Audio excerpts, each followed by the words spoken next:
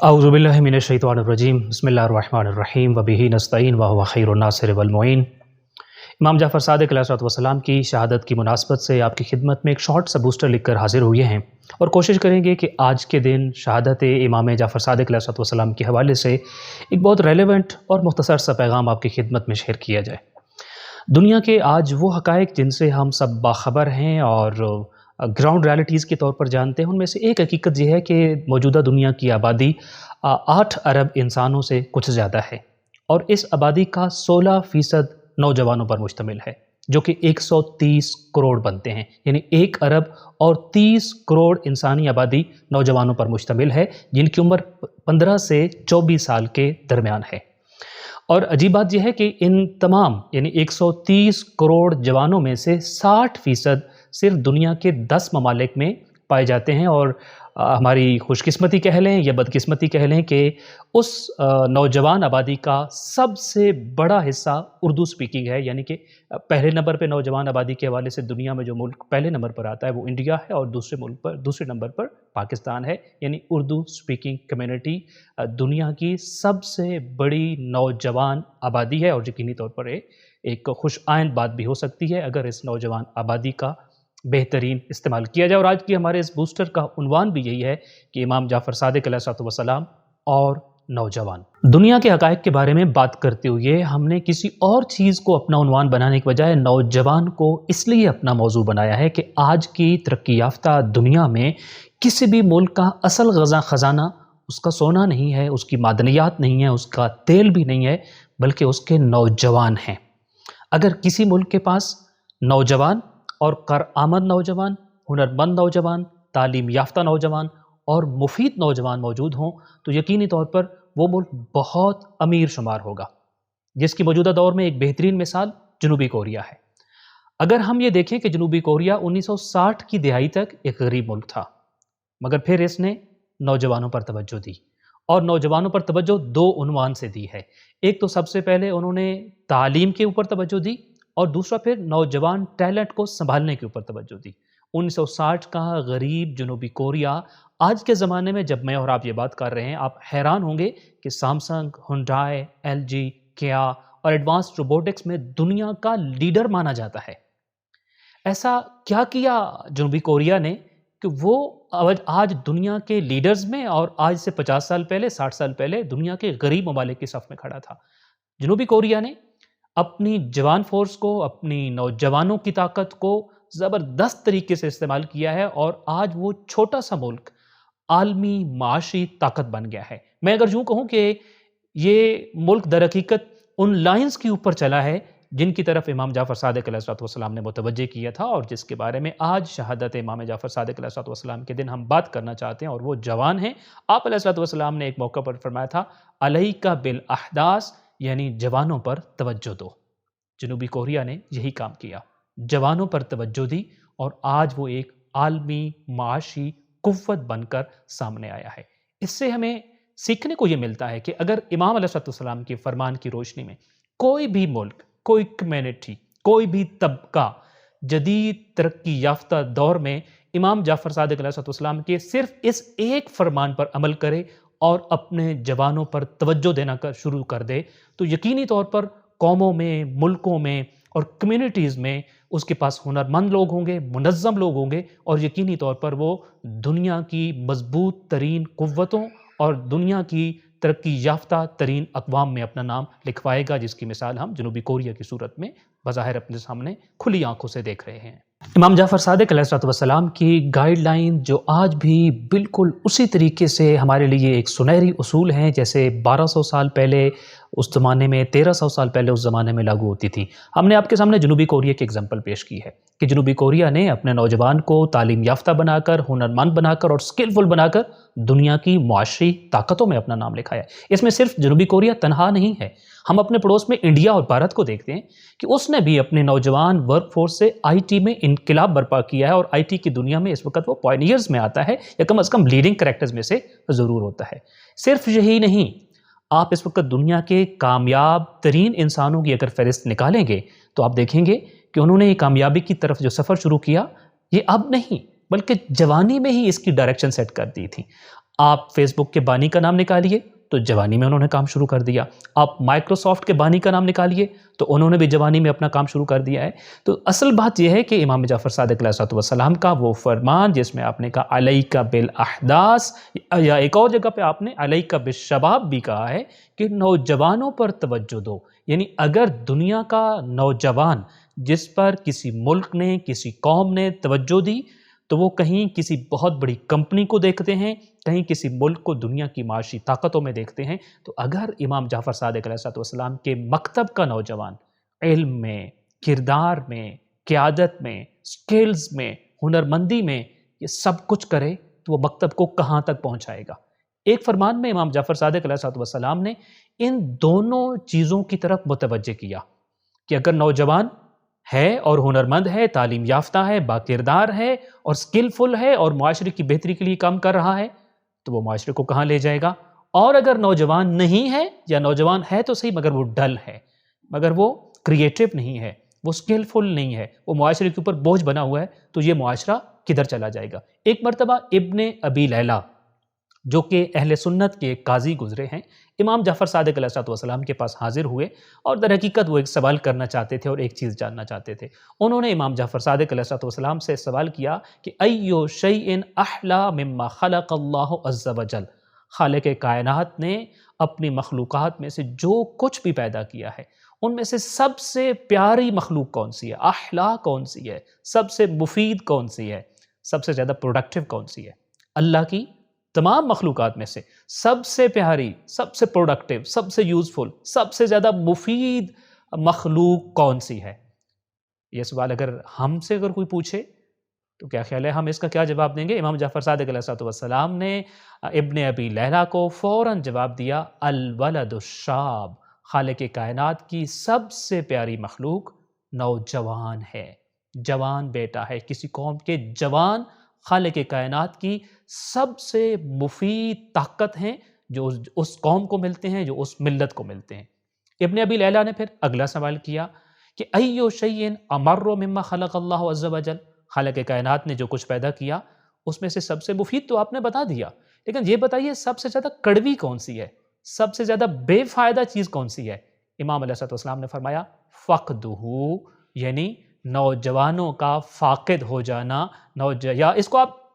In other way بھی لے سکتے ہیں کہ جوان کا کسی گھر میں ہونا سب سے پیاری مخلوق ہے، جوان کا اس دنیا سے چلے جانا گویا کہ سب سے کڑوی چیز ہے، یا اس کو یوں بھی لیا جا سکتا ہے کہ نوجوانوں کا ایکٹیو ہونا، کریٹو ہونا، اپنی قوم، مکتب اور ملت کی خدمت کے لیے سرگرم ہونا یہ اس کائنات کی سب سے پیاری اور سب سے احلا چیز ہے، جبکہ نوجوانوں کا ڈل ہو جانا، ان کے ٹیلنٹ کا ضائع ہو جانا، ان کی جو مین فورس ہے اس کا ضائع ہو جانا، یہ در حقیقت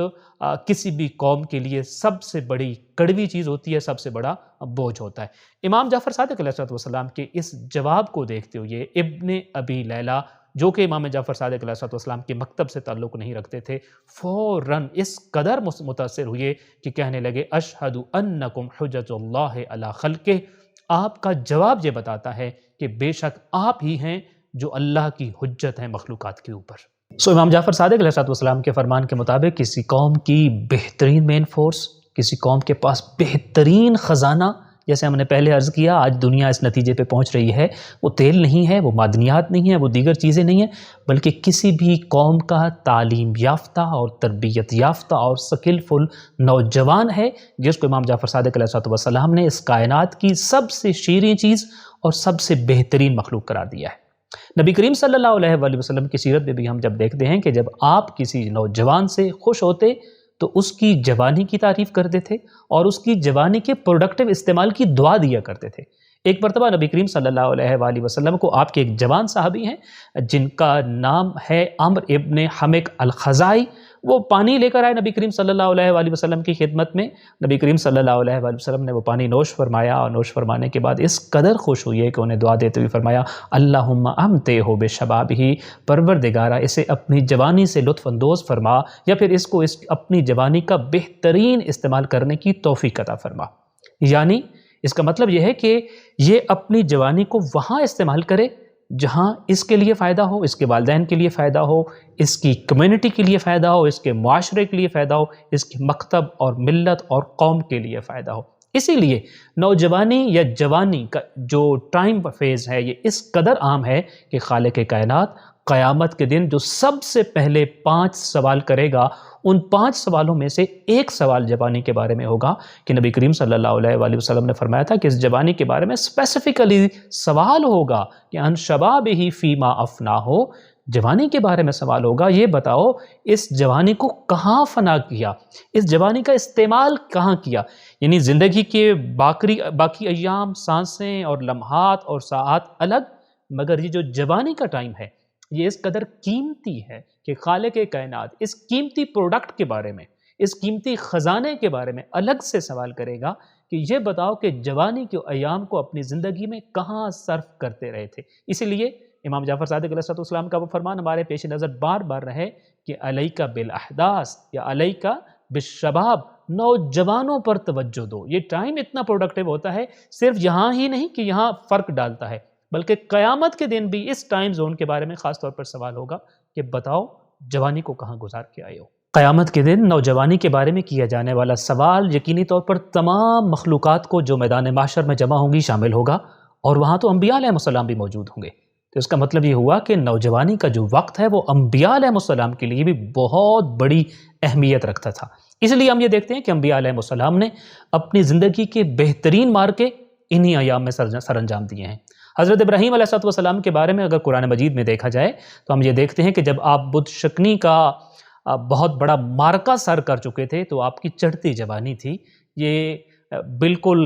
جوانی کا آغاز تھا، جس کے بارے میں قرآن مجید یہ کہتا ہے کہ جب وہ لوگ واپس آئے اور انہوں نے اپنے بتوں کی وہ حالت دیکھی تو وہ پریشان ہوئے کہ یہ کس کا کام ہو سکتا ہے۔ تو اس دوران قالوا سمعنا فتى یذکرہم، کہنے لگے ہم نے ایک جوان کو ان کا ذکر کرتے ہوئے، اپنے بتوں کا ذکر کرتے ہوئے دیکھا ہے، یقال لہ ابراہیم، جس کو ابراہیم کہتے ہیں، جس کا نام ابراہیم ہے۔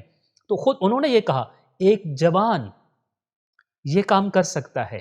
یہ بت شکنی کا کام ایک جوان کا ہو سکتا ہے جس کا نام ابراہیم ہے۔ سو حضرت ابراہیم علیہ السلام نوجوانوں کے لیے ایک بہترین رول ماڈل ہیں، جس کو قرآن مجید نے نوجوانی کے ایام کے تذکرے کے طور پر بیان کیا ہے کہ ان کی جوانی میں انہوں نے بت شکنی کا مارکہ سر انجام دیا۔ صرف یہی نہیں، اصحاب کہف کی داستان کو اٹھا کر دیکھ لیجئے۔ اصحاب کہف کے بارے میں بھی قرآن مجید یہ کہتا ہے کہ جب انہوں نے اصحاب کہف نے اپنی جوانی کے ہی مرحلے میں بادشاہ کے سامنے آ کر اس کی خدائی کے بت کو پاش کر دیا تھا، اور اس کے بارے میں قرآن نے پھر یہی لفظ استعمال کیا ہے کہ نحن نقص علیک نبأہم بالحق، ہم تمہیں اصحاب کہف کی سچی کہانی سناتے ہیں، سچی داستان واقعہ سناتے ہیں۔ انہم فتیتون، وہ کئی جوان تھے، وہ جوانی کی عمر میں تھے، چونکہ جوانی زندگی کا سب سے پروڈکٹیو ٹائم، اتنا کہ خالق نے بھی پوچھنا ہے کہاں لگا کے آئے ہو۔ ابراہیم بتائیں گے میں بت شکن بنا تھا، اصحاب کہف بتائیں گے ہم نے ایک انسان کے خدا ہونے کے دعوے کو پاش کیا تھا اور تب ہم جوان تھے۔ اس لیے قرآن کہتا ہے انہم فتیتون آمنوا بربہم، ان جوانوں نے خدا پر ایمان لایا، وزدناہم ہدی، اور خدا نے ان کو اس قدر ہدایت دی کہ پھر انہوں نے انسان کی خدائی کے سلسلے کو پاش کر دیا، ریزہ کر دیا، اور پھر وہ ہمیشہ کے لیے امر ہو گئے۔ حضرت موسیٰ علیہ السلام کی جوانی کو بھی دیکھ لیجئے، فرعون کے ایک ظالم شخص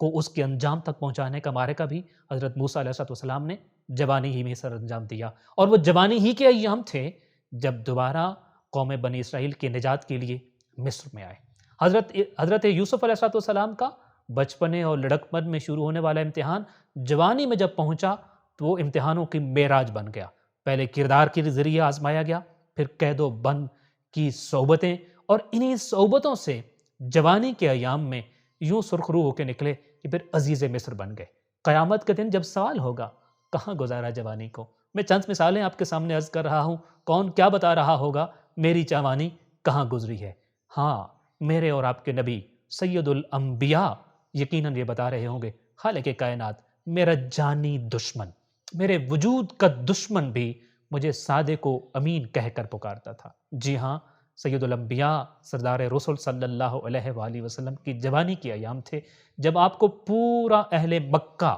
پورا حجاز صادق بھی کہتا تھا، امین بھی کہتا تھا، اور آپ کی کسی بات کو بھی اس معاشرے میں ٹالا نہیں جا سکتا تھا۔ یہی وہ جوانی کے ایام تھے جہاں آپ نے ایک تجارتی قافلہ تجارت کی غرض سے لے گئے اور پھر اپنی زندگی کی نئی شروعات کی۔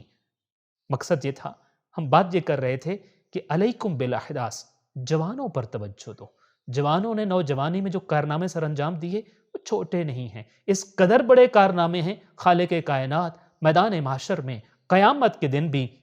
ان کارناموں کی داستان سننا چاہے گا، پوچھے گا ہر ایک سے، بتا تیری نوجوانی کی داستان کیا ہے؟ انبیاء کی داستانیں یوں ہوں گی، وہ کھڑے ہو کر بتا رہے ہوں گے میں نے نوجوانی میں یہ کیا۔ امام جعفر صادق علیہ السلام کی شہادت کے دن ہم، چاہے ہم نوجوان ہوں تو یہ باتیں ہمارے لیے، اور اگر ہم نوجوانوں کے سرپرست ہیں، مینٹور ہیں، اور ان کی مختلف ذمہ داریوں کو ان کو سمجھانا ہمارے ذمہ ہے، تو یقینی طور پر یہ سب ہمارے لیے جاننا ضروری ہے تاکہ اپنے نوجوان کو ایک بہترین گائیڈ لائن دے سکیں، بہترین سمت دے سکیں اور ان کی بہترین قسم کی موٹیویشن کا سبب بن سکیں۔ جہاں ہم جوانوں کی بات کر رہے ہیں،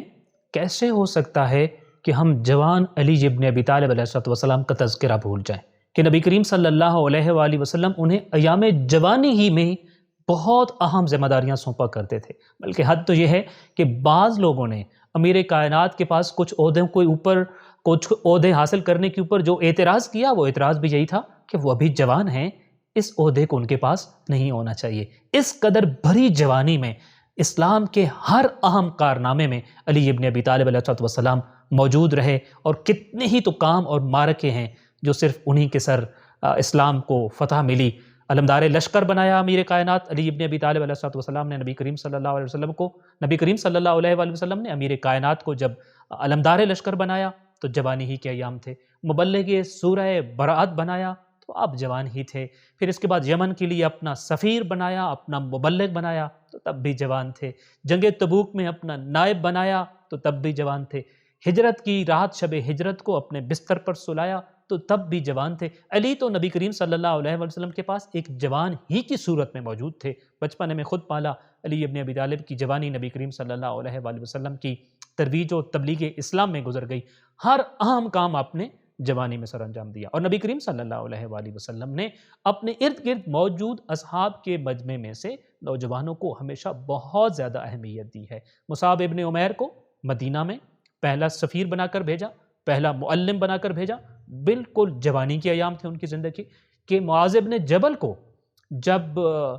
یمن کے لیے اپنا معلم بنایا، قاضی بنایا اور دینی رہنما بنایا تو تب بھی وہ جوان تھے۔ 18 سالہ اسامہ بن زید کے لشکر کو کون بھول سکتا ہے کہ ایک نوجوان کو سالار لشکر بنایا اور بہت بڑے بڑے اصحاب کو ان کی سالاری میں دے دیا کہ یہ تمہارے سالار ہیں اور یہ سالار لشکر ہوں گے۔ گویا کہ نبی کریم صلی اللہ علیہ وآلہ وسلم نے پھر انبیاء علیہ السلام کی زندگیوں کو دیکھا، پھر نبی کریم صلی اللہ علیہ وآلہ وسلم کے جو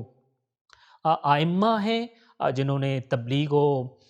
محافظت دین کی جو ذمہ داریاں ہیں وہ سر انجام دی ہیں، اس میں امام جعفر صادق علیہ السلام کا ذکر کرتے ہوئے ان کے فرامین کو آج اپنی دنیا میں، موجودہ دنیا میں ان کو اپلیکیشن ان کا کرنے کے لیے، ان کو اپلائی کرنے کے لیے جب ہم بات کر رہے ہیں کہ نوجوانوں پر توجہ دو، تو ہم دیکھتے ہیں کہ نبی کریم صلی اللہ علیہ وآلہ وسلم نے بھی نوجوانوں پر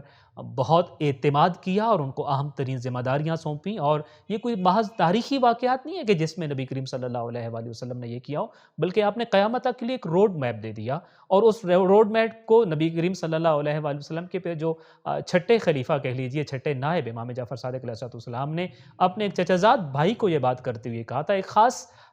جو آپ کہہ لیجئے بیک گراؤنڈ میں یہ بات ان سے کہی تھی کہ جب ناخی علیک بالشباب، اے میرے بھتیجے میں آپ کو یہ وصیت کرتا ہوں، یہ نصیحت کرتا ہوں کہ نوجوانوں پر توجہ دو، ودا عنک الشیوخ، اور بوڑھوں کو چھوڑ دو۔ یعنی جب آپ چاہتے ہیں کہ معاشرے میں کوئی پروڈکٹیو کام ہو،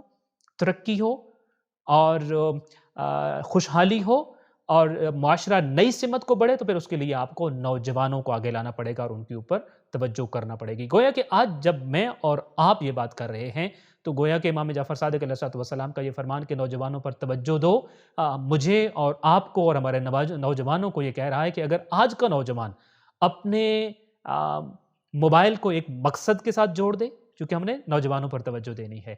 میرے گھر میں موجود نوجوان یا میں خود نوجوان ہوں تو میں خود، ہمارے ارد گرد جو بھی نوجوان ہے، نوجوان خود سن رہا ہے یا نوجوان کے سرپرست سن رہے ہیں، اگر نوجوان کا موبائل مقصد کے ساتھ جڑ جاتا ہے، اگر وہ اپنے وقت کو علم کے ساتھ اٹیچ کر دیتا ہے اور اپنی صلاحیتوں کو ڈسپلن دے دیتا ہے، تو یقینی طور پر امام جعفر صادق علیہ السلام کا یہ فرمان اس کو شامل حال ہو جائے گا کہ نوجوانی پر توجہ دو یا نوجوانوں پر توجہ دو۔ اب یہ نوجوان صرف اپنی زندگی تبدیل نہیں کرے گا، صرف اپنا خاندان اور معاشرہ تبدیل نہیں کرے گا، بلکہ ایک پوری قوم اور پوری ایک امت کی تقدیر کو بھی بدل سکتا ہے۔ آج کا بوسٹر چونکہ امام جعفر صادق علیہ السلام کی زندگی سے مربوط ہے، اس لیے ہم امام جعفر صادق علیہ السلام کی زندگی کو اگر دیکھیں تو آپ علیہ السلام بھی نوجوانوں پر بہت خصوصی توجہ دیا کرتے تھے۔ جہاں آپ دوسروں کو کہتے تھے کہ جوانوں پر توجہ دو، وہاں آپ کا جو پرائمریلی فوکس ہوتا تھا وہ بھی نوجوانوں کے اوپر ہی ہوتا تھا۔ امام جعفر صادق علیہ السلام کے ایک صحابی ہیں جن کا نام محمد ابن نعمان ہے، مگر چونکہ ان کی ایک دکان تھی طاق نامی محلے میں کوفہ کے اندر، تو اس لیے ان کو مومن طاق بھی کہا جاتا ہے۔ یہ امام جعفر صادق علیہ السلام کے خصوصی شاگردوں میں شامل ہوتے تھے، علم کلام کے بہت بڑے ماہر تھے اور مبلغ تھے، تبلیغ مکتب اہل بیت علیہ السلام کیا کرتے تھے، اور ایک مرتبہ وہ بصرہ گئے اسی تبلیغات کے سلسلے میں۔ بصرہ سے جب واپس آئے تو امام جعفر صادق علیہ السلام سے ان کی ملاقات ہوئی۔ امام علیہ السلام نے وہاں بصرہ کے بارے میں پوچھا کہ جب تم بصرہ گئے ہو اور تبلیغات کرتے رہے ہو اور مذہب حقہ کی طرف لوگوں کو بلاتے رہے ہو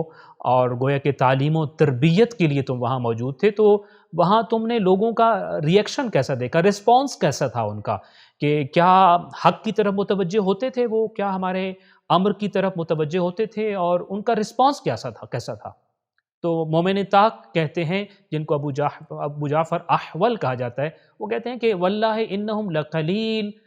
وہ لوگ بہت تھوڑے ایسے ہیں جو آپ کی طرف متوجہ ہوتے ہیں۔ وَلَقَدْ فَعَلُوا وَإِنَّ ذَلِكَ لَقَلِيلٌ، ہم نے کام تو بہت کیا لیکن اس کا اثر بہت تھوڑے سے لوگوں پر ہوا، بہت تھوڑے لوگ ایسے ہیں جو اس چیز کی طرف متوجہ ہوتے ہیں۔ تو امام جعفر صادق علیہ السلام نے اپنے تربیت یافتہ مبلغ،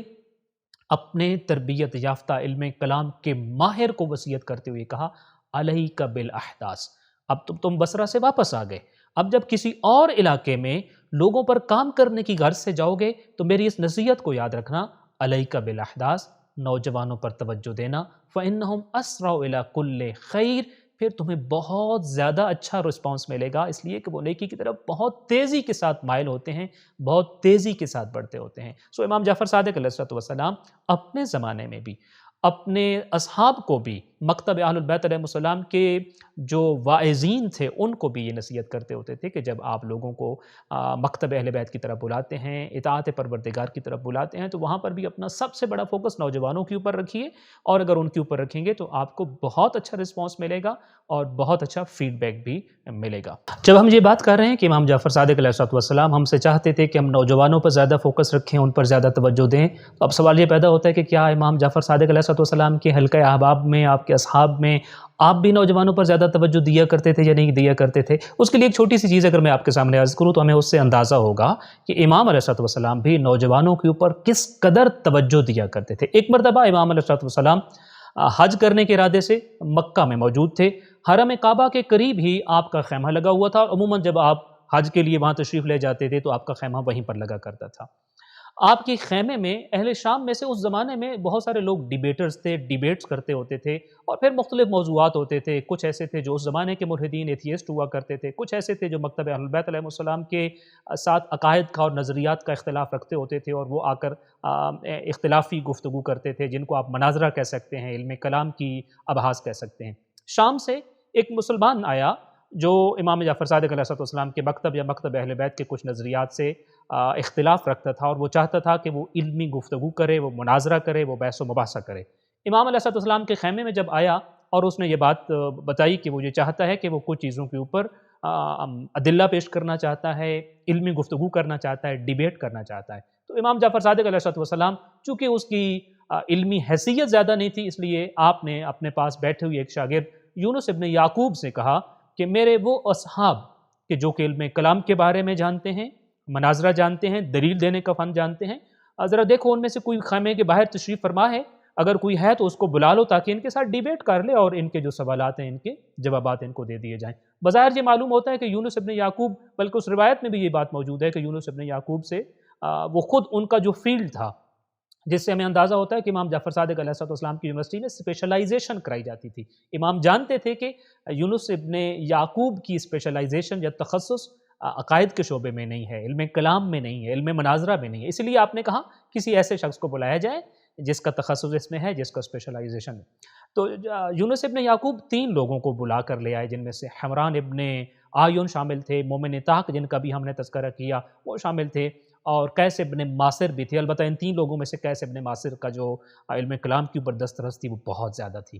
امام علیہ السلام کے خیمے میں جب یہ آ گئے اور ڈیبیٹ شروع ہونے ہی والی تھی، مگر امام علیہ السلام کو کسی اور کا بھی ابھی انتظار تھا۔ اسی دوران امام علیہ السلام نے اپنے خیمہ جو تھا اس کا پردہ اٹھایا، اور روایت یہ کہتی ہے کہ پردہ اٹھانے کے بعد آپ نے دیکھا کہ ایک اونٹ ہے اور وہ دوڑتا ہوا آپ کے خیمے کی طرف آ رہا ہے، اور اس اونٹ کے اوپر ایک سوار ہے، اور جس سوار کو بھی کوئی پہچان نہیں پا رہا تھا کہ یہ کون ہے، مگر امام علیہ السلام نے جو ہی اپنے خیمے کے دروازے سے اس اونٹ کو دیکھا، اس اونٹ سوار کو دیکھا، امام علیہ السلام پہچان گئے، اور صرف پہچانا ہی نہیں، گویا کہ خوشی سے پکار اٹھے، ہشام و رب الکعبہ، وہ دیکھو خدا کی قسم ہشام آ رہا ہے۔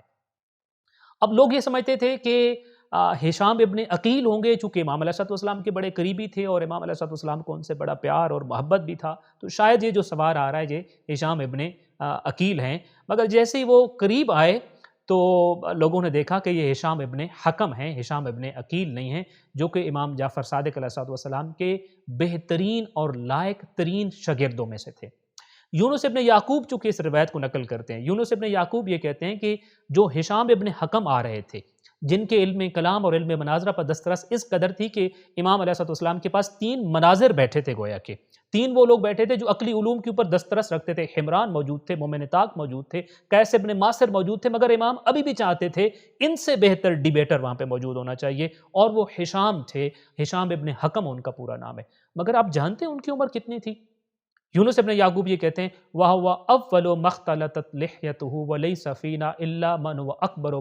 سِنًّا مِنْهُ، یہ ہم میں سے سب سے کم عمر شخص تھے، یعنی ابھی ان کی داڑھی نکلنا شروع ہوئی تھی، اور